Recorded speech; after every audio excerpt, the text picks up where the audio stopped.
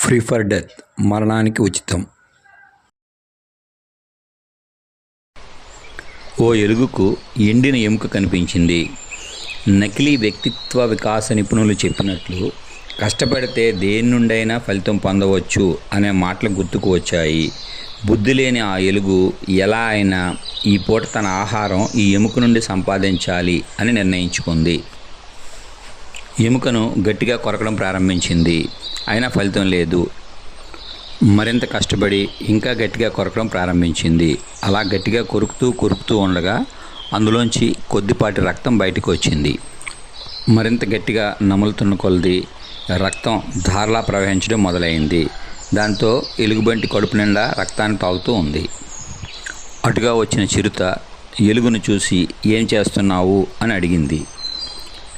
దీనిలో ఏదీ లేదని మీరందరూ వదిలేశారు, చూసారా? దీని నుండి నేను ఎంత ఆహారాన్ని సంపాదించానో.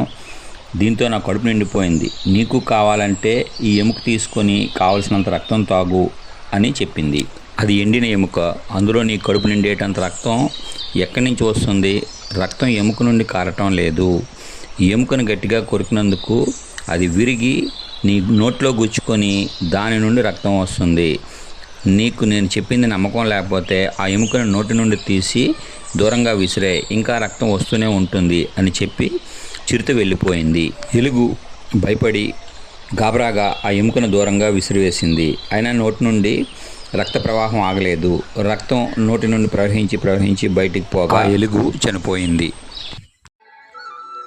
ఎలుగు తన రక్తంతో తన కడుపు నింపుకొని ఏదో సాధించానని సంబరపడినట్లు మీ నుండి వసూలు చేసిన ప్రజాధనంతో మీకే ఉచితాలు ఇవ్వడంలో మర్మాన్ని గ్రహించండి. ఉచితాలు ఎంత ఎక్కువైతే మీ మీద అంత ఆర్థిక భారం పడుతుందనే లాజిక్ని తెలుసుకోండి. అతిగా ఉచితాలకు ఆశపడకండి. పతనం వైపు పరిగెత్తకండి.